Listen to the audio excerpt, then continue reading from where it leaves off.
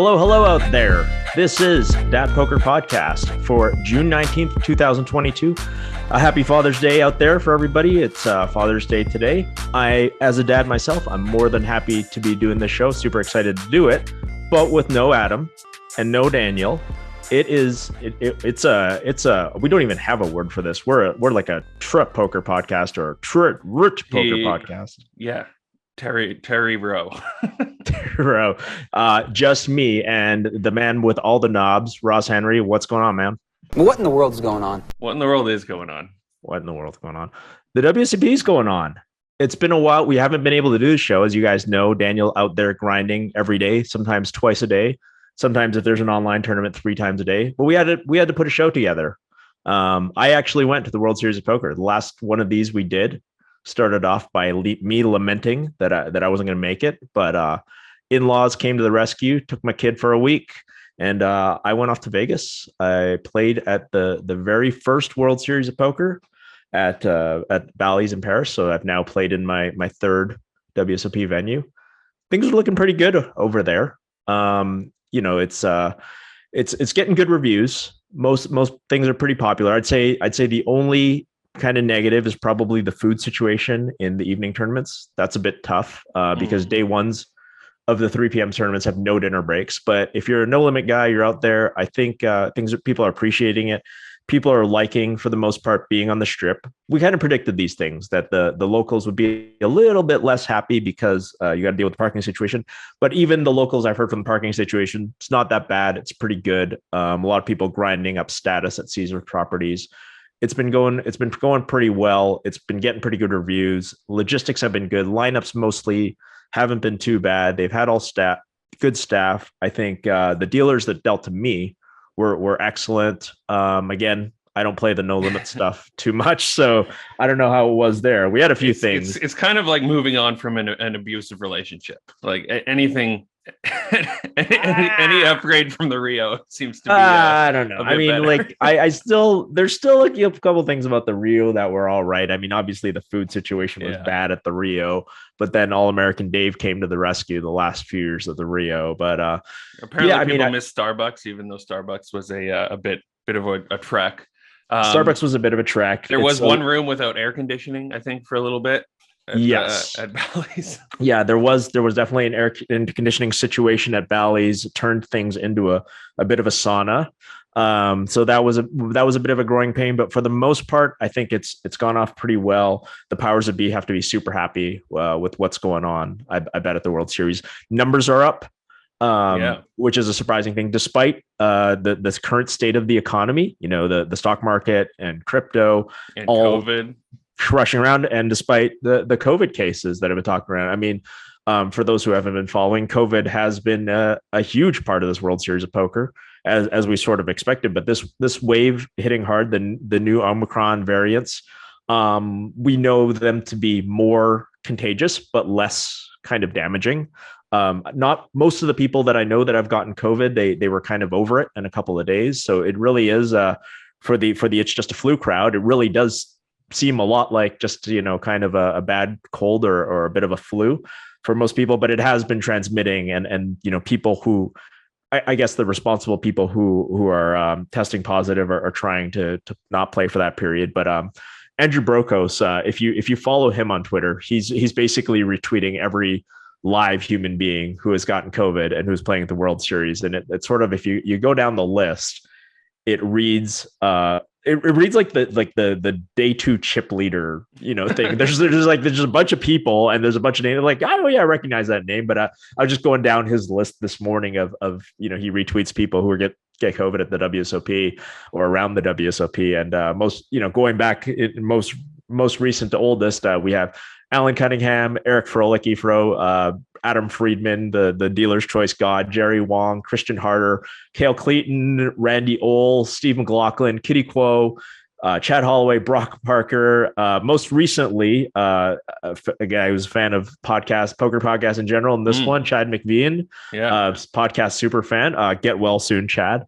But yeah, and of course, Phil Hellmuth, notably getting it right at the start of the series. Lon McCarron, the voice of poker, also getting it started the series. Phil, Phil had to set out a bunch of events. Yeah. All these guys sitting on a bunch of events. He was surprised that he wasn't immune. He tweeted that out. Well, yeah, from what we know about Phil, you can dodge bullets, but you can't dodge droplets, I guess. But no, Phil tested positive. He sat out. I know he said he was super disappointed to sit out of the 10K Omaha 8 or better. So he thought that was probably his best bracelet opportunity. Props for him for doing that, because we give Phil obviously a lot of a hard time on this show, but for doing the right thing and sitting out. He didn't study deuce to seven theory in his hotel room. What happened? I don't know what this is. Well, there was a hand from Daniel's vlog yesterday where he stood pat and snowed with a king high in deuce to seven. That's bad. Anyways, if you haven't seen the hand, then we'll move on. Were you? No, that's fine. I mean, I just that's a great enough story as snowing with a king and no limit deuces. That's with no blockers. I'm sure Daniel goes into the strategy of it, but in general, if you have a king, just don't try to bluff and no limit deuce. Just wait till you have like two pair. That's the 5 seconds I'm going to talk about no limit hold and deuce strategies. Have small pairs. Were you playing masked up, or did you just? I did. Yeah. For me, this trip was so meaningful. I was, if you watched the last show, I was just so super bummed that I wasn't going to get to go. And then the worst thing that could have conceivably happened to me, I think, is if I got there and I got COVID and I would have had to sit and isolate in my hotel room, because for me, this was so much about being able to play, being able to see friends, being able to hang out. And I wanted so much to do that. I think I really needed it. I've been home basically, just locked up with my kid, and I love my kid and everything, but I feel like I haven't seen a real adult in about 4 weeks. And so I really needed this. So I was masked on the plane over. I mean, I'm not like, listen, guys, I'm sick of wearing masks. Like, I got my vaccine. Had it. Yeah. I mean, you had it I had it in January. Randy Ohl, who I just mentioned on this, was exactly the same as me, though. He had his booster and he got sick in January. But yeah, I was going to do my best to be able to play and to be able to hang out with people. And obviously, like if I got sick and tested positive for COVID, I wasn't going to do that and put other people in danger. But yeah, I was willing to mask up because I hate masks. I mean, like, I get it. I hate playing with a mask on. It's itchy. It sucks. Like, nobody can hear you when you talk. But I did. I played. I got there. I played the 1500 triple draw. I played, 2 days of that. I played 10K limit hold'em, played 10K triple draw, and I played the 3K six max, played those basically all in a mask, except unless I was eating or if I was just really tired and needed a break from wearing it. But I did. But there's been people with masks getting COVID too. So like we said, it's the new variant. It spreads easily. It doesn't hurt you too bad for the most part if you're reasonably healthy. You don't have other, comorbidities, but it's out there and everybody's getting it. So a huge list of people have gotten COVID. Doyle's tweeted recently that Doyle is going to probably skip the World Series of Poker just based on the risk that he's, perceived to have. And I'm sure other, he's got people at home who are unvaccinated, or he's got people at home who are not, of perfect health. And so he's going to protect those people. So he's skipping the World Series by the looks of things. Daniel's talked about Jen Harmon. People asked about Jen Harmon. I can't imagine that she's going to be coming with all people who are testing positive, but it's really going around, which is not that surprising. You can find 10,000 people in a small space. I think, well, just to clarify, I think Jen had like some sort of rare kidney issue, right? Something that makes her high risk. That's why she didn't want to. Right, exactly. And so I totally understand if the people who have high risk people at home or are high risk themselves don't step up. But in spite of that, we were talking about WSOP numbers and they're great. You and I talked off air before we went on. Almost every single event is up. I think 10K limit hold'em was the only event that I found with the numbers going down. So we'll hopefully not pouring one out for the 10K limit hold'em anytime soon. But I mean, the smaller it gets, the better your chances. That's a good point. As long as if it gets smaller, it becomes an eight person sit and go. You have a pretty good I got a great shot. I got a great one of these days. Exactly. That's what too bad there's only one of them. We can make the buy-in 50,000. Let's do it. Yeah. Is this the first main event you've missed in a long time? I don't think I played the 2019 main event. Okay. Yeah, I did, and I definitely didn't play the 2021. Obviously, nobody did. And I did play, yeah, but yeah, I haven't missed a lot of main events over the years, but I just don't really play that much no limit. And even if I did play no limit, taking like potentially 8 days off of work, even though obviously if you took or off of being at home, even though if you were in day 8, potentially that's not an issue. But no, didn't play a main event. So yeah, but the World Series, going back to that, they gotta be happy with what's going on. Um, the the food situation is tough because you can't get around on a dinner break. So if you are playing 3 p.m. events, for those of you who might be out there listening and playing 3 p.m. events, you're going to have to find some other solution for food on day one, whether it's just packing a lot of snacks or whatever, because you're not going to get basically anywhere. There is a bit of a poker kitchen. It's got some, $17 salads. You can get in and out of there pretty quickly. But if you want a real meal, it's going to be real hard. If you're on dinner break in a day tournament, I hung out with some people who are playing the 1500 horse, actually including our guest today, which we haven't even mentioned. Super excited about that. He's in the title. It's in the title. We're gonna have the champion of the 1500 horse. But we went to dinner. That's a 75-minute break. That's definitely doable. There are food options if you're on dinner break in the 11 a.m. tournaments. But if you're if you're in a 3 p.m. tournament, pack snacks. I mean, I talked to Benny Glazer. He told me he'd lost like 5 pounds already. He said he lost 2 kilos, 5 pounds. I talked to Matt Grapenthien, what's his like eating strategy for the 3 p.m.s, and his strategy was basically not eating, which, that might affect your poker game. I know intermittent fasting is a thing now, but if you're not used to that, maybe it's not the best. No. But anyway, we're gonna run down the World Series results in just a few minutes, a little bit later on in the show. But as we just alluded to, we've got a very exciting guest. He just won the 1500 limit horse. And so, yeah, let's bring him in now. All right. We are over the moon to welcome a now 2-time World Series bracelet winner, a man who's a lot more well known for his work in the music industry, having worked as a recording engineer, don't call him a producer, for the likes of Nirvana and Jimmy Page and Pixies. Last Friday night, my last night in Vegas, I watched him take down his second World Series of Poker bracelet, Event 32, the 1500 horse, picking up nearly 200,000 for that win. Steve Albini, it's awesome to have you on the show. How are you feeling? I feel fucking great. Getting here was an ordeal. It's always problematic for me to play at the World Series just because of the timing of it is like couldn't be more inappropriate for my life. My band typically does a spring tour annually that coincides with a couple of fairly big music festivals in Europe, the Primavera Sound Festivals. We're sort of the house band at the Primavera Sound Festival. We've played almost every iteration of it, and they keep inviting us back. And so it sort of anchors our European tour every spring. But it also coincides exactly with the beginning of the World Series of Poker. So on rare occasions, there is a kind of a nice confluence of things where immediately after our spring tour, the World Series is underway, but there's nothing that interests me for a week or so. And so I can spend a week or so at home and then come out here and play. I'm typically only playing mixed game tournaments and the seniors event, for example. I'm not particularly good at no limit. I'm not an experienced tournament player in no limit, especially. But I play all the limit mixed games all the time. And this is the one chance that you get to play all the different limit mixed games in a tournament format. So I try not, that's the part of it that really excites me about the World Series. That and, reconnecting with all my friends that I know through the poker world.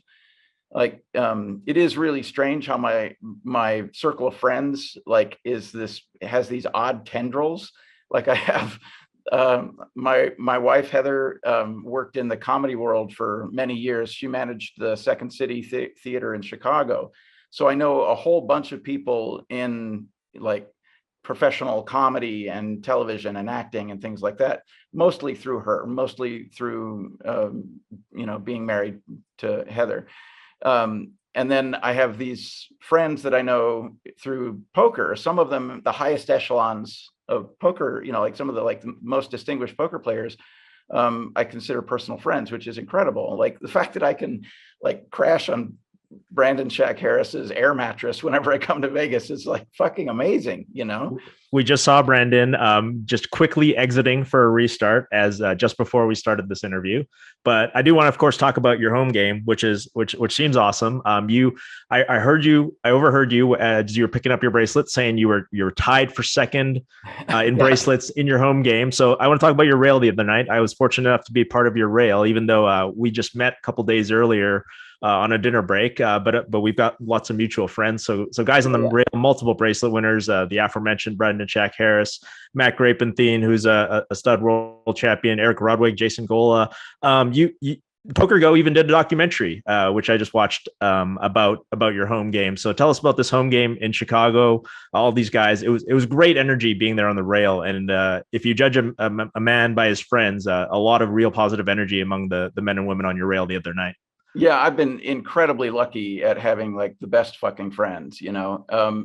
The home game in Chicago started, I don't know, 15 years ago, something like that. And it was just, it was mostly people that were sort of tangentially associated with music or recording. But then like the recording studio that I own sponsored a semi-pro baseball team, like an adults league, amateur league baseball team called the Electrons. And so then there started to be some of these like baseball people showing up in the home game. And then, like I said, my wife worked at the Second City. So some of the Second City actors and other people associated with comedy and television and acting, and some of those people would show up in our home game. And that's how I met Scott Goldstein, for example, who is now doing a staking partnership with Eric Rodwig, who I met through the 2+2 forums. And you were a big 2+2er. That's not something that Matt Grapenthien told me about you, that you've been on 2+2 from, you know, a super long time, and I was too, but I think you were in the stud forums and I probably wasn't. Yeah, I was one of those weirdos that basically only went to the stud forum and then like, you know, BBV, you know, that's like basically those were my hangouts. And then I would ogle the high stakes games and, you know, like just be bedazzled at the incredible things people would do, you know, like you see like you know, a $500,000 call off with King High or whatever, you know, like that sort of stuff is really incredible. But yeah, I haven't been active on 2+2. I don't think anybody's been active on 2+2 for a very long time, but there was a while where that was like a social hub. Like that's how I first got acquainted with Brandon Shack Harris. Was like, we had been playing on Full Tilt. Like we'd been playing in the same games and like sort of knew each other's screen names and stuff like that. But we started sort of talking and corresponding through the 2+2 forums, and then we invited him to our home game, and that was literally the first time he'd ever played poker in person. Was in our 25-cent mixed game home game. Is this still a real small game? And I'd love to hear about the mix too, because when I was talking to Grapes on the rail, and you'd mentioned that you prefer the mixed games and that you don't really like Hold'em. Apparently you get to sometimes write on the plaques and in the Hold'em. Can you tell us a bit more of what you like to write on the plaques? Limit Hold'em has forever been called 2-card bullshit in our circles, Grapes is an expert limit Hold'em player, as are you, and you guys see subtlety and beauty in it, where I just see, you know, like, you know, poo-flinging apes. No, it is stupid. I mean, I've made a lot of money at limit Hold'em in my life, but I agree it is kind of stupid, especially if it's not very shorthanded. Yeah, but so anyway, limit Hold'em is rarely called in our home game. We have an obligatory round of no limit Hold'em because most of the casual poker players in our circle only know that game well, and they would be uncomfortable playing in a game where there are no games that they were familiar with. So in our home game, we would do alternate rounds: a round of no limit Hold'em, and then a round of dealer's choice. And the dealer's choice is, you know, you pick a game and you play one orbit of that game, so you get the button twice in a game that you pick, and then the button moves to the next guy, and you play the obligatory round, and then he gets to pick a game, or they get to pick a game. So for years it was 25 cent blinds. It was an uncapped game, and people are, in casual social circumstances where some people are drinking a lot of wine. You can still have some fairly big pots when people are, like opening for 100x and things like that. But the most popular games that people call are the horse games. There's a game that was invented in our home game called Swingo, which was a sort of a team effort between the guy that started our home game is a guy named Russ Arbuthnot. And he came up with the idea. He said, we have to invent a poker game, and it has to be called Swingo. Swingo is the name of a Naked Ray Gun song. Naked Ray Gun are a Chicago punk band who are beloved in our circles. And so we worked out a game that had like elements of 5-card draw, elements of stud poker, and elements of Omaha or flop games in it. And that game is pretty popular in our home game. I can describe it to you at some point, but there are the other games that people sometimes call that are really ruinous. There's a game called SOHI, which is an acronym for simultaneous Omaha and Hold'em. Okay. So you're dealt 4 cards, right? Oh, you're dealt 6 cards, and you split your 6 cards into an Omaha hand and a Hold'em hand. And there's one board, but the pot is split between the best Hold'em hand and the best Omaha hand. So you have to put them down separately before the flop. Exactly. You have to declare this is my Omaha. Each of you has one 2-card hand and one 4-card hand in front of you. You're playing 2 hands simultaneously. Gotcha. I love it. I mean, I love it. That's the best part about home games is sort of making stuff up. Now, do people, like you say, like there's a lot of superstars in this game, a lot of guys who've made a lot of money playing poker, still play poker for a living at pretty high stakes. Does everybody take this 50-cent game seriously? Like you said, obviously sometimes the no limit round, they're gonna splash around. But I mean, are guys folding are people folding split 9s when a 10 raises kind of thing? Well, people want to win. I mean, they want to, they don't. No, if you get beat in this game, you're still getting beat, and so everybody still clowns on you, right? So everybody, and people do take it seriously. It gets weird when some people are playing props and other people are not playing props.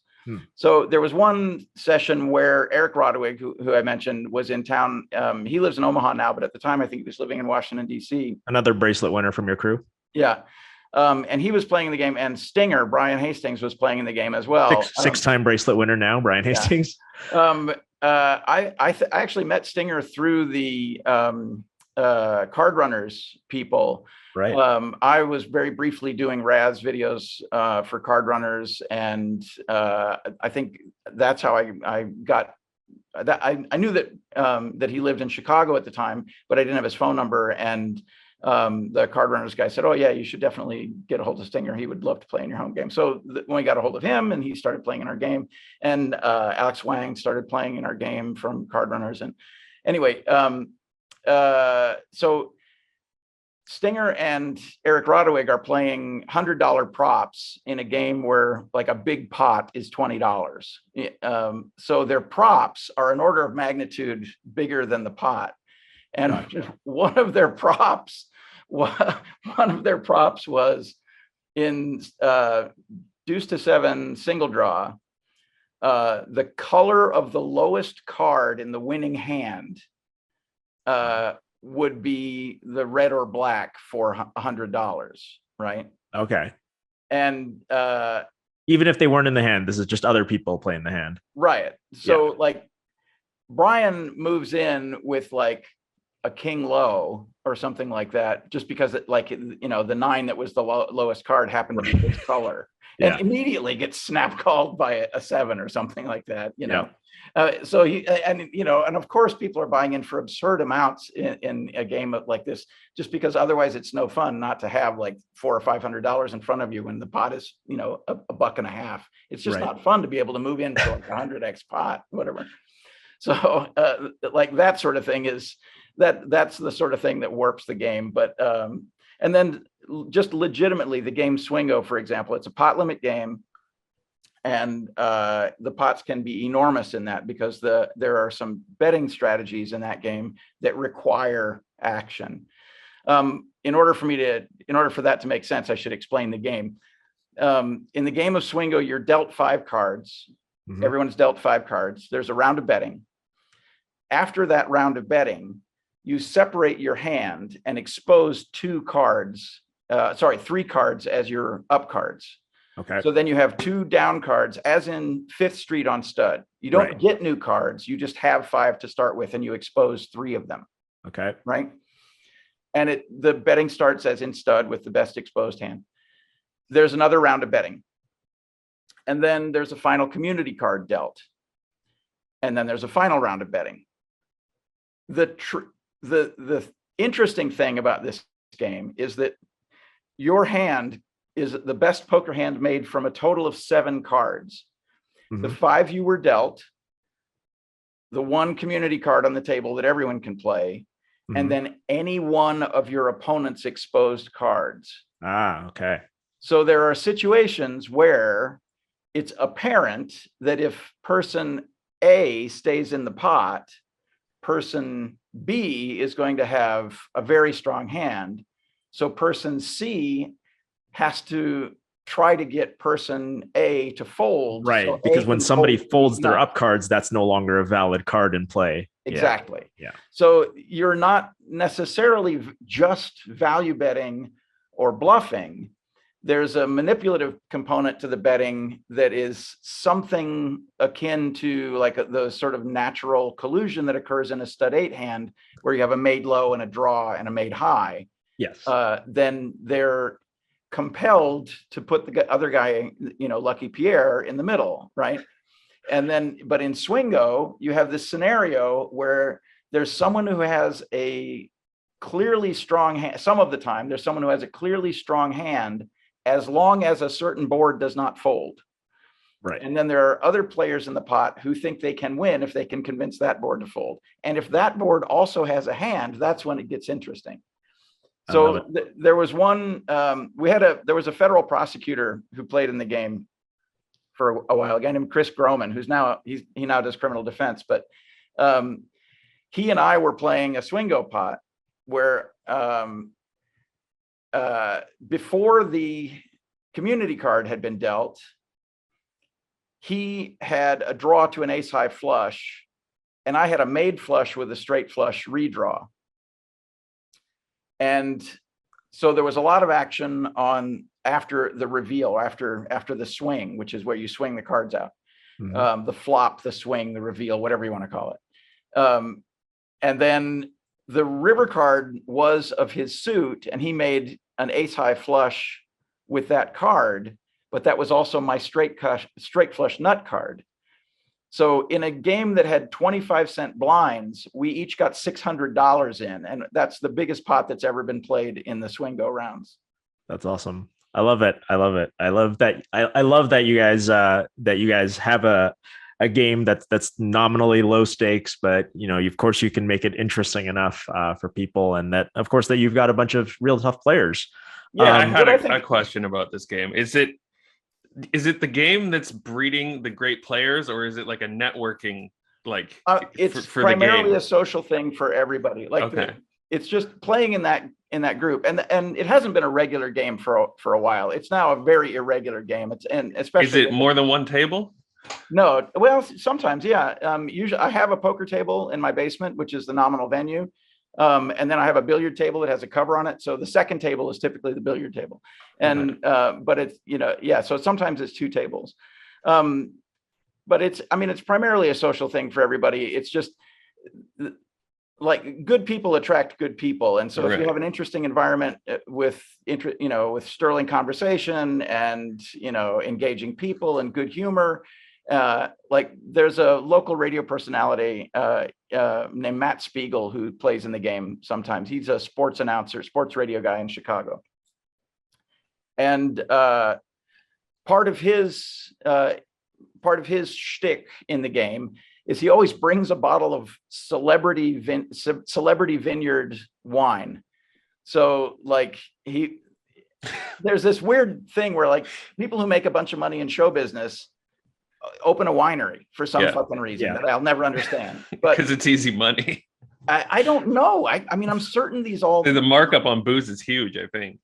But I mean, how can there be room for that many? Like, the guy from Tool has a winery. Yeah. Like the Dave lots of rappers band has a winery. Like E40. Yeah. Like Don Cooper, the pitching coach from the Chicago Cubs, had a winery. Like, so Matt Spiegel would show up every week with a different bottle of celebrity wine, and so like part of it is like the suspense, like, well, who are we going to be drinking this time, that kind of thing. That's funny. You talk about this great network of players you have. I'm curious, when you get deep in an event. So I mentioned this was your second bracelet. You have a stud bracelet from a really star-studded final table. Tons of killers on that table. This one also, you had to go through a bunch of tough players: David Williams, Tamon Nakamura, a lot of other pros. Do you rely on them? I mean, you're obviously a fantastic player in your own right, and you understand the theory very well. I saw that there was a lot of group texting and chatting and that going on. I'm wondering if that's if the support you're getting is entirely social, or if if some of your guys in the rails are like, well, this guy's doing this, and maybe you want to think about doing that kind of thing. Is there any of that going on when you go deep? Nothing that specific, but as you know, like, no poker player gets great on their own. Like, every poker player has a community of friends that they bounce ideas off of, or they run down hands with, or like, and that's like the biggest learning tool. And it always has been. Like, every great poker player has 3 or 4 great poker player friends that have, like, steeled him along the way and kept him, from getting out of line, or like, if they notice things, they'll mention it. I mean, they'll exploit them first, and then they'll mention them, things like that.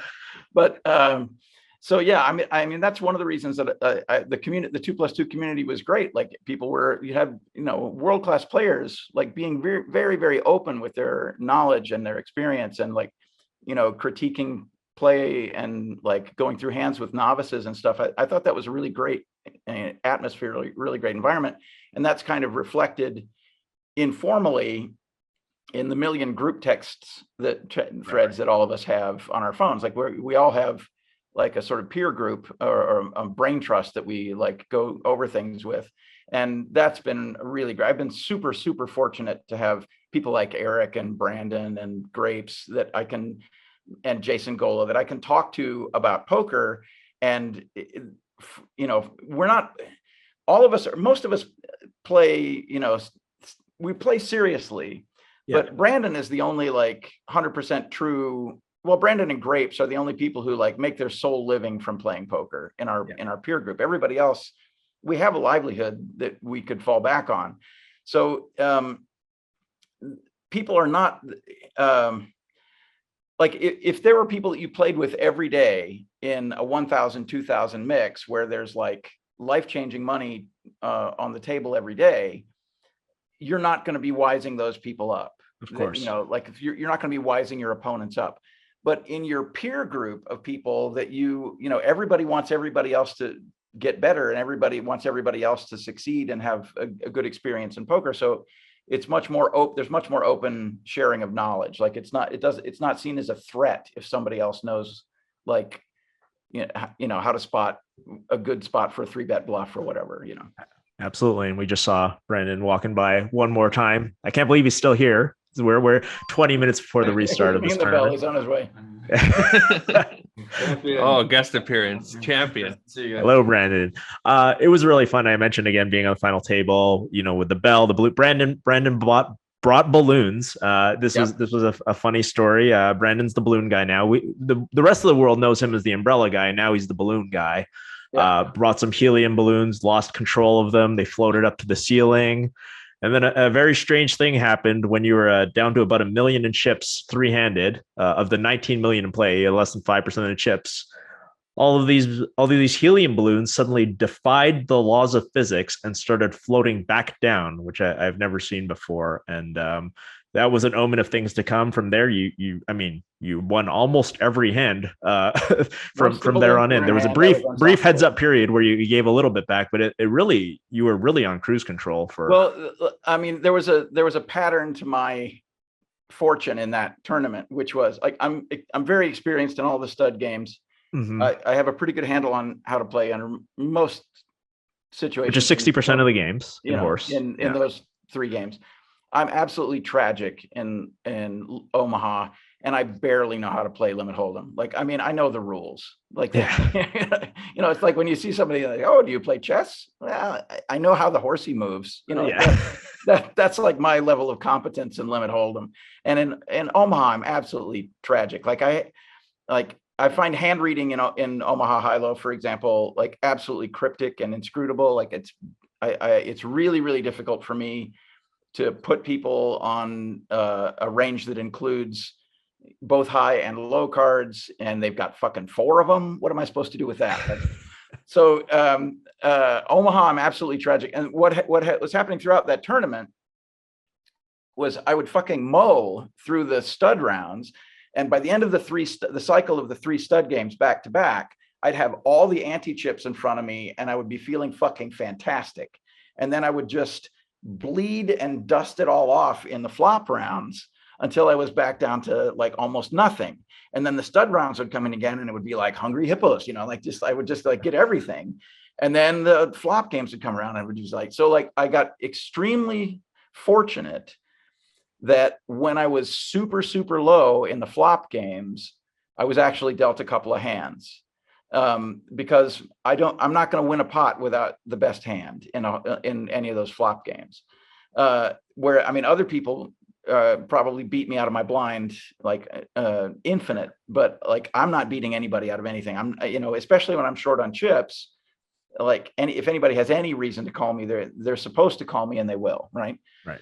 So I got very lucky in the flop rounds when I got short that in the flop, one cycle of the flop rounds, I was able to build my chips back up a little bit. And then we got to the stud rounds again, and I was instantly comfortable again, and that was when I was able to like go from, when it got down to 3-handed, that was when I was able to go from being all in twice to being the chip leader, but that was the way the whole tournament had played out. Like from day one, I would do fine in the stud rounds, and then the flop games would come along, and I would just turtle up, and I couldn't play a hand, I think that's common in mixed game tournaments. People are going to open up in their stronger games and just try to play ABC tight in their weaker games. So I don't see any problem with that. And sometimes you just get lucky and get hit by the deck in your weaker games, which is nice. But from that point on, you really kind of soared through. You ended up winning right at the end of the stud rotation in stud 8 or better, making a flush against kings and nines and holding it up. It's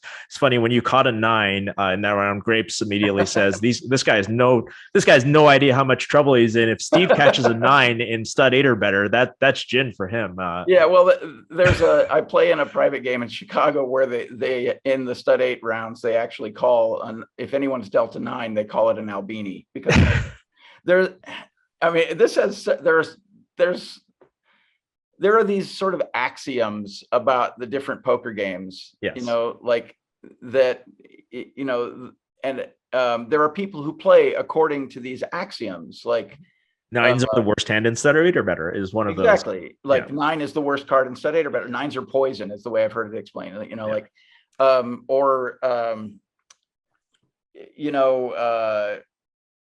you should always play for the low in stud 8 or better. And what happens is that when people are playing this sort of axiomatic brand of poker, they're extremely easy to read. Like you can tell most of the time, you can name their cards if they're very strictly adhering to these rules, like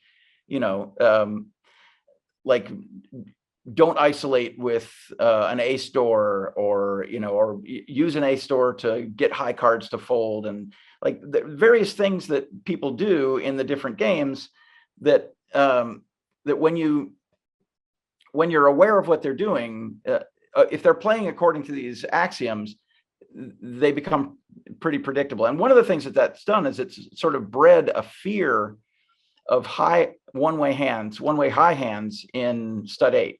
Like people are reluctant to play things like split kings or pocket queens with an 8 door or something like that.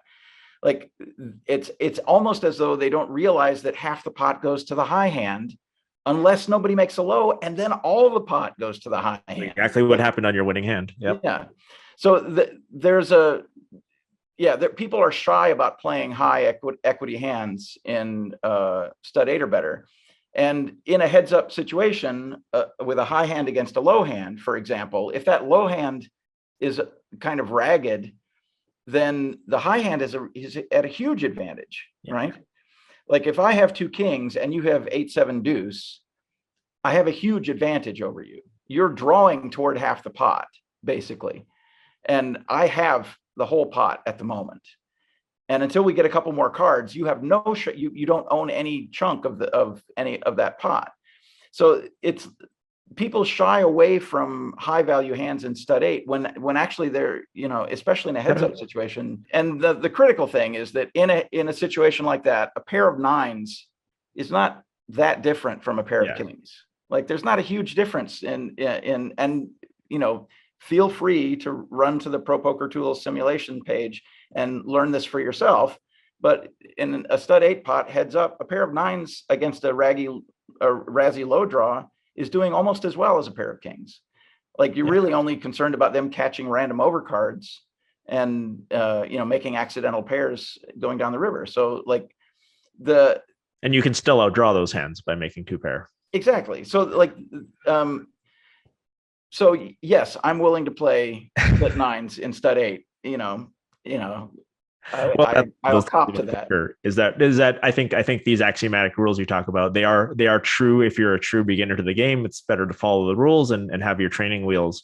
But once, you know, it definitely to some extent stifles your progress as you really learn the game. And like one of the things that I've like when I watch expert limit hold'em players, right, I see them go ham in a shorthanded situation with hands that are, you know, a couple of high cards, just because they know from experience that, you know, which brands of a couple of high cards are likely to have sort of durable equity against small pairs, against ace rag hands and things like that. And and that's not ABC poker. That's knowing the game intimately and knowing the way that game plays. And I think once you get to a level where your opponents are going to be very good, then playing in this kind of axiomatic fashion just makes you a mark. You know, it just makes you vulnerable. Absolutely. Well, you've more than proved your prowess with your 2 bracelet wins. Looked at your Hendon mob earlier. You have 2 bracelet wins in 9 career caches. I am personally exceptionally jealous of that ratio. That is a fantastic ratio to have. It's got to feel great. And come from behind wins in both bracelets, it sounds like. That's true. Yeah. I think, I mean, I have no illusions about how good I am as a poker player. Like I know that I was a dog to win the stud bracelet, and I was a dog to win.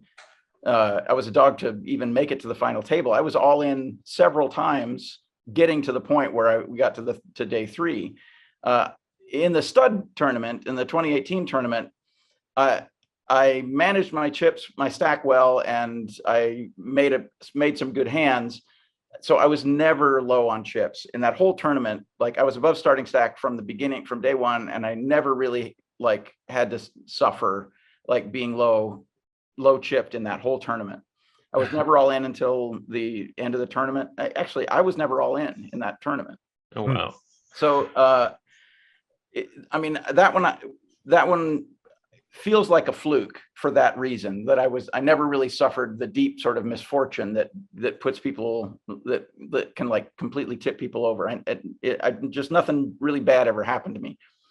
In this tournament, it feels like a fluke because I felt it like, you know, I was all in several times, and you know, then when we got down to the final table, I was all in several times, and then you know, when I got 3-handed, I was all in several times. Like at any one of those spots, like I should have been sent home several times. There was there were 2 really critical pots on day 2. There was one of them where I had a made 7 in Raz. I had a made 7 against an opponent who had a board that was like my made 7 was a 7-5 and my opponent's board was showing 5-4 or 6 Yeah, I think it was showing 765, right? So I made what I thought was a fairly safe value bet on the end, and he raised me. I had an I had an 8-7 board, and I was drawing to a 7-5, and I made a 7-5, and his board was showing 6-5, as I recall. And I made what I thought was a fairly safe value bet on the end, and he raised me. And if I call and lose, I have like 1 bet and some crumbs. And if I fold, I have 2 bets. And 2 bets is like a manageable stack at the beginning of the stud rounds when we're only paying antes. Right. That's like a manageable, like I can manage when it's down to antes. I can, keep my shit together through the stud rounds and find a spot to get my last bet in or whatever. So it was a really tough decision. Like, and it seemed impossible that he could be raising me with a hand that wasn't beating a 7-5, but I called and he raised with a 7-6. So I got a whopper of a pot, which was a near double. That was a really critical pot for me. If I had made a wrong decision there, then I would have been down to nothing, and I almost certainly would have been out of the tournament by the end of the stud rounds. And then earlier in the day, a hand with Nakamura-san, I made an 86 in Raz. There was no action on the river because both of our boards were fairly strong. I just turned my hand over, and his board was showing 8-5x, so it looked like he was live to an 85. And he picked up his hole cards and he thumbed through his hole cards and said 8-5 and mucked his hand. To my read, that sounded like he was saying he paired the 8 and the 5. Right. He was drawing it an 8-5 and missed it, which also explains that he checked the river. Right. That's not what was happening. He had made an 85 and he misread my board and thought I had made a 6. And he mucked an 85. And the guy sitting next to him saw the cards and confirmed that he mucked an 85. But after he mucked the cards, he looked at the board again and he said, 8-6, I have 8-5. But there was nothing that could be done at that point because he'd already mucked his hand. No, the dealer had, if his hand was retrievable, for sure it could be shown down. But his hand wasn't retrievable because the cards were pushed into the muck. Yeah. Like even if his cards could have been identified in the muck and brought back out, then that's a retrievable hand. But that wasn't possible because the dealer pulled all the cards in and started to push me the pot. Yeah. And I felt fucking awful about that. Like, Tomo Nakamura is like the nicest guy. He's such a sweetheart. He's really fun to play with, very engaging guy. He'll talk to anybody, very friendly, laughs a lot. And he's a very good player. And he had the best hand. Like, I felt like shit when that happened. Well, I mean, it's a player's responsibility always to turn over their own hand. I mean, you didn't do anything. You didn't misrepresent your hand. I don't think it's not like you said, I have 6-5 and turned it over. I don't, these are the kind of mental errors that players will make after a long World Series grind or even just a long, day 1, day 2. I think we've all made them. I mean, I think everybody's kind of misread a hand or made some sort of mistake at some point in a World Series event. It's super unfortunate that it happened to him deep in a tournament, but I certainly don't think you deserve any. Yeah, you don't need to feel bad about that. That these are just mental errors, and often whoever makes the fewer mental errors is the one who wins the tournament. Well, yeah, I mean, I know that I'm like faultless in this scenario. I just feel bad for him. Because sure, he's a nice that's guy, understandable. Because I'm rooting for him on a sort of base level. I'm rooting for him. I really like him, and me being the recipient of his unfortunate mistake like that made me feel bad, really bad in the moment. But then when he made the final table, I kind of felt okay about it. That wasn't the thing that ended his tournament or whatever, Sure. You did something very punk rock when you won the bracelet, right? You trashed the bracelet. Wait, I think we can bring Brandon for that one, right? I witnessed the whole thing personally. So tell us. I mean, okay. Shame on the WSOP for the bracelets being such tacky trash in the first place. Like they are just like, fairground gimmick caliber bracelets. You know, they're not jewelry. They're like not even anything on the top shelf. We all want to win one, but exactly they're not. And yet when you get the thing, it's I described it to my friend Brandon, like he and I, when we sort of compared bracelets, we were like, man, these things are really hideous, aren't they? You know, it's like, and they're physically, like if you put one on, it's like super uncomfortable. They're like I describe them as like being made out of melted lifesavers and old apartment latch keys. So I brought the bracelet over to the rail to show everybody, who like all these people have been sort of crowded around cheering me on, like making me feel fucking fantastic, right? So I run the bracelet over to the crowds and show it to everybody, and it slips out of the box and hits the ground and one of the links breaks off. But yeah. I'm not getting it fixed, at least not in the short term. In the bracelet photo where the whole group is around me, my friend Shut Up Andy and Andy Kaczynski, he's holding the link. Like I'm holding the bracelet and he's holding the one broken link. So that's really sweet, I think. It's great. We actually, we talked about when you were in the payouts line, we talked about just breaking all the links out of the bracelet and each taking one piece home. Yeah. We briefly. Yeah, I'm totally fine with that. We consider that. Okay. Well, you picked up a bracelet. You're feeling awesome of that. I saw that you played the 10K stud 8 or better, and you did not make day 2. Yeah, I bricked that horribly. I bricked that completely. Like like in the way that I was like cruising through all of the stud rounds in the horse tournament. Like I couldn't make sure. Well, in the beginning of the tournament, like I've only historically, I haven't played that many 10Ks. I think I've played a total of 5 10Ks lifetime. Haven't cashed in any of them. Previous to last year, I only played a 10K if I satellited into it. So I satellited into 2 10K studs and 1 10K stud 8 previously. And then last year, they didn't run a satellite for the 10K stud. So I actually had to give the guy 10,000 of my own fucking dollars. And that was really just like galling to have to give somebody $10,000 for the privilege of sitting down against better players. Like that's better opponents. That's just so rude, you know? But then I did that again this year. And I always go, when I play a 10K, I want to be there at the beginning, because that's when all the expert players who are busy winning other tournaments are not there at the beginning. Right. At the beginning, it's people like me who play tournaments once a year at the World Series and don't have anything else to occupy themselves and are not busy winning another tournament at the moment. Those are the people who are available to play at the beginning of a 10K. So I always want to be there in my chair at the beginning. And in, for example, last year's stud tournament, I sat down, and in the first 2 orbits, I ran a full house in 5 into a full house in 7 and lost a whole shit ton of chips. And then I ran an ace king jack flush into an ace king queen flush and lost a whole bunch of chips. And if I had late regged that tournament and just played those 2 hands, I would have been out of the tournament. But because the blind, because the limits were so low, I still had a long runway to build back up to a better than a starting stack by the time it got to the end of the rebuy period, of the buy-in period, and the late reg period. And then this year, I was up over 100,000 in the first few. You start with 60,000 chips, and I was up over 100,000 in the first few levels. So I was very, very comfortable with my chip position. And then I just proceeded not to win another fucking hand. And I was gone before midnight. Well, so much for the dream of 2 bracelets in 5 days, but there is still a lot of World Series left.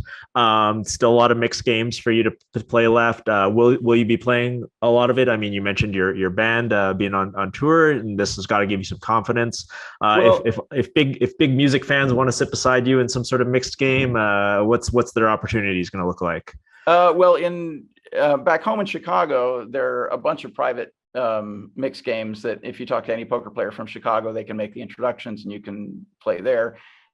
There was talk of, there's a new casino has opened called out by O'Hare Airport in the city of Chicago, Rivers Casino. And there was talk about starting a mixed game there, but there hasn't been a lot of support. The room is jammed every day with all the big bet games like the Annulment and PLO.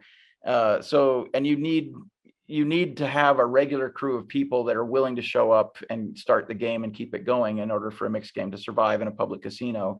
Right. Whereas in a private game, it's kind of a, it's a scheduled thing. Like everybody shows up at this guy's house on this day and you play the game.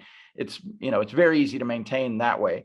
But in a public casino where it has to be like a steady stream of reliable players in order for it to be worth it for them to commit a table and dealer and stuff. And also the rake in a live casino environment just sort of has to be naturally higher than if it's a game that's being operated by the players where just playing the game is the rake. And like you're playing the game for the opportunity to play the game. You're not playing it as a business enterprise to try to make money off the rake, whereas the casino has to try to make money off the rake.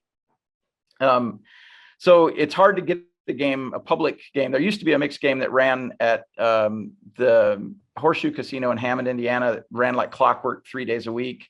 But the pandemic sort of ended all of that. And there's been sort of sporadic private games ever since. Right. It's a very healthy poker community in Chicago. And, like I can't think of a better crew of people for me to be in the company of, to either to learn and get better at these different mixed games, and also just to have a good time playing poker. Like we've all been in public casinos where like people are just on their worst behavior. I'm looking at you, Commerce Casino, and there's no excuse for it. And in a private game, that kind of behavior just isn't tolerated. Like those people don't get to come back, But in a public casino where anyone can walk through the door, you just sometimes you end up having to put up with really insufferable people. Yeah. But for the World Series, I see that the 10K horse is on the schedule soon. Shortly after that, the seniors event, which you mentioned playing. I have to be. Are you in Vegas for a while, or no? You got to go home. I have to be home. Like I have a session booked at the beginning of next week that I can't miss. In my straight job as a recording engineer, and then also like I've been gone a lot, and I miss my wife, and I'd like to be home. So I'm on paper, I'm scheduled to play the 10K horse and then the 8-game tournament midweek. I'm going to play the satellite for the 10K today, and if I bink a seat, that'll make my mind up because I'll be getting such a steep discount, and I'm notoriously cheap about tournament buy-ins. So Alan Kessler is cheap about everything. I'm cheap about wanting to. I just feel so dirty to turn over $10,000 in cash to somebody, to play a tournament. It just feels there's something that. I mean that's a reasonable thing to be cheap about. A $5 refill on a Diet Coke, not so much. But so I see where your head. I think I like where your head is at financially, even after binking almost $200,000. In the 1500 horse. But Steve, it was fantastic being on your rail, especially on a personal level. For my last night in Vegas, I had to come home and take care of my family and all these sorts of things too. So I had a fun time in Vegas, and it was an honor for me to be on the rail with all your Chicago home game friends. It was a fun time. I'm glad you pulled it out. Thank you for being a great ambassador for the game. Before I go, I have to get one two-pronged plug in. Go for it. I mentioned my friend Shut Up Andy. He was the guy that was doing the slow clap for every blind steal. Yes. So Shut Up Andy Kaczynski, he runs the Nitty Kitty t-shirt company where he sells these poker themed t-shirts that are all hilarious and fantastic. There's the Nitty Kitty, there's the Unlucky Ducky, there's the Run It Twice Mice, there's the 3-to-1 dog. Like they're all fantastic and funny t-shirts. And you can find them at nittykitty.com. They're fantastic, funny, comfortable. He's active on Twitter too. I know that. I know it's I think it's Nitty_Kitty on Twitter. Yeah, the Nitty Kitty mascot tweets quite a lot. And like whenever anybody criticizes somebody else for being a nit, the Nitty Kitty will jump right in and say in there and say, "I've got your back, man." you don't know. Like the Nitty Kitty t-shirt, like for example, the Nitty Kitty t-shirt, which was the original t-shirt, is a picture of the Nitty Kitty with extremely tight limit hold'em HUD stats around on either side of the nitty kitty. And the nitty kitty is sitting there with his chip stack and his cards, or I think it's a lady, chip stack and her cards, and just looking extremely uncomfortable the entire time. And then the 3-to-1 dog, for example, has just gotten all in with ace 10 against ace king and could not be happier. His tail is just wagging away. I love it. I love it. I'm looking at the website right now. So fantastic. What's your other plug? That's one thing. I wanted to plug the Nitty Kitty line of stylish and humorous poker t-shirts. But Andy Kaczynski himself, Shut Up Andy himself, is 3 for 3 now. He was there from the first hand of my day 3 final table for the stud bracelet, and I won that stud bracelet. He was on the rail from the first hand. When Jason Gola made the final table for his Raz bracelet, Andy Kaczynski was there from the first hand, doing the slow clap every time Jason won a pot. And then this time, Shut Up Andy was there from the first hand of the final table, and I won the bracelet. So Andy Kaczynski is available for rent. If you make a final professional table, sweater, he is 3 for 3. And, a small gratuity, some small sweat piece would be nice, but I'm sure he's negotiable. I'm sure, just send him an email, nittykitty@nittykitty.com. I think that'll get done. Fantastic. Buy a t-shirt. Every time you cash, you're batting like 250. Yeah. Buy a t-shirt, get a rail service. That's fantastic. I'm sure the listeners will get up and do that if they make a deep run. It's an investment well worth it. It sounds like. Steve Albini himself is at Electrical WSOP on Twitter. You can follow him there. Steve, thanks so much for taking the time to join us. I hope the high from winning this event lasts you a long time and all the way on your flight back to Chicago. So safe travels. Good luck in the 10K horse if you play that. And it was fantastic. It was fun to be a part of your journey. Thanks for being here. Yeah, thanks for having me. Steve Albini, super fun to have him on and playing in the streets after all he's done. I mean, it's always so cool to see people who are accomplished in other fields tearing it up at the World Series Poker. All right, he bridges the gap between a lot of like friend groups that I have. There's definitely more music fans out there than there are poker players. But yeah, absolutely. Hold on, I want to make an appearance of the dog cam, which I've set up here. Excellent production value. Looking out the window. Who are we looking at right now? That's Laylam. He's my rescue dog. Guards the house. Yeah, hey. Got the ears perked. He's ready to guard. He's ready to guard. There might be a cat in the backyard. There might be a nitty kitty around. There might be a nitty kitty. So we got to catch up on a few of these results, I think. Yeah, sure. Let's go. Let's do them. So yeah, we had I mean, since the World Series started, we had 100K at start. David Peters taking that one down. Dan Smith beating Christoph Vogelsang heads up in the heads up for the 25K, and that was event 6. Vogelsang notoriously, I mean, this is old news now, notoriously slow to an absolute. He took it to a whole new level. Just 3-minute tanks on these.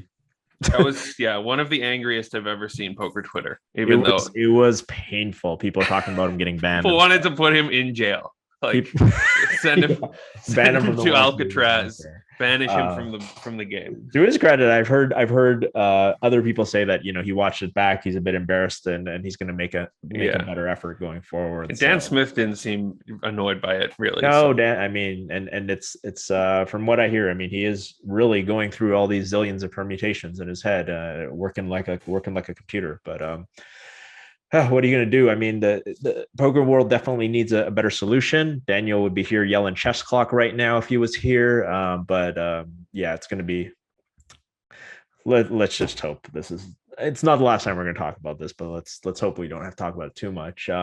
In other super positive news, Jake Schindler winning the 50K limit for $1.2 million, accused cheater, multi-accounter, RTAer, etc. Jake Schindler wins it, declines his interview afterwards. There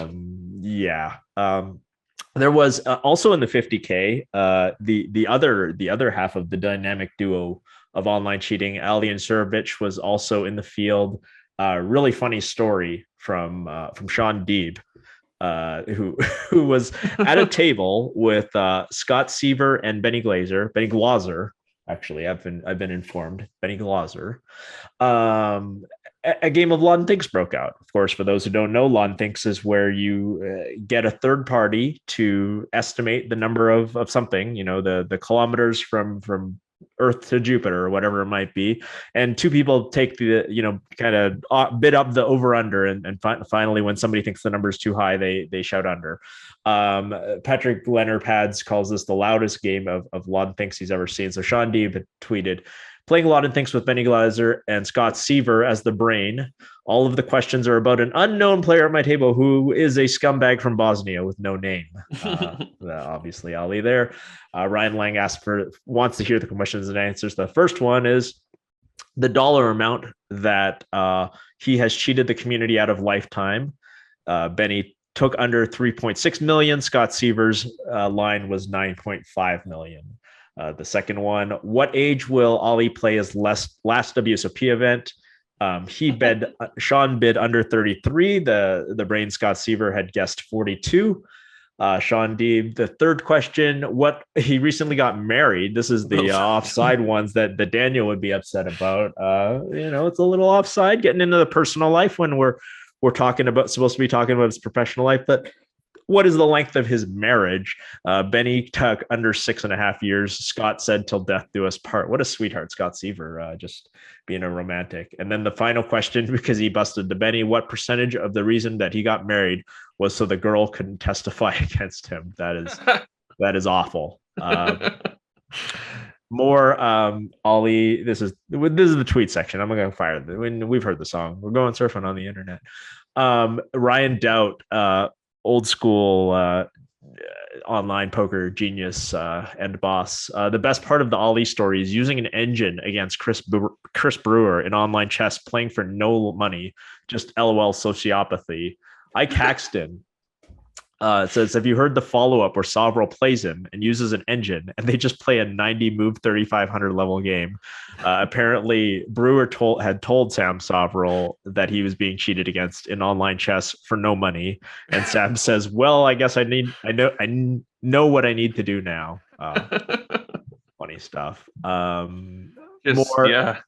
It is going to cheat. It's not always about money. Some people are just nuts. They gotta win and they gotta take every edge. Sure. Yeah.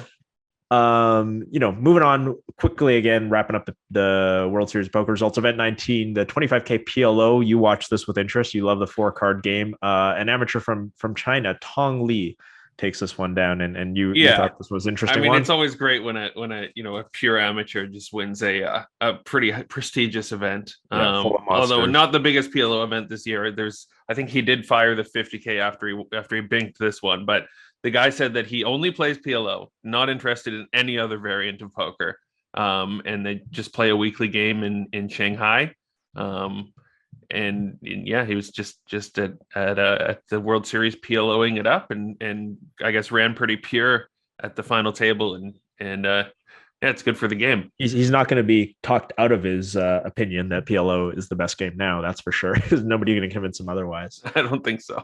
Speaking of specialists in their game, Adam Friedman, for the first time in 3 years, does not win the 10K Dealer's Choice. This was a story. Winning it for the first time 4 years, the 3-time consecutive defending 10K Dealer's Choice champion does not win. However, he does win 12 events later the 10K stud. So unbelievable.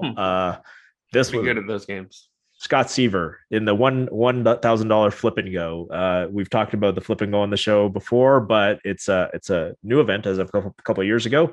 Sit down at a table with 7 other people, so 8-handed tables. Everybody's dealt 3 cards. You pitch one, you run it out. The winner cashes and moves on. Seems pretty simple. It's a re-entry tournament.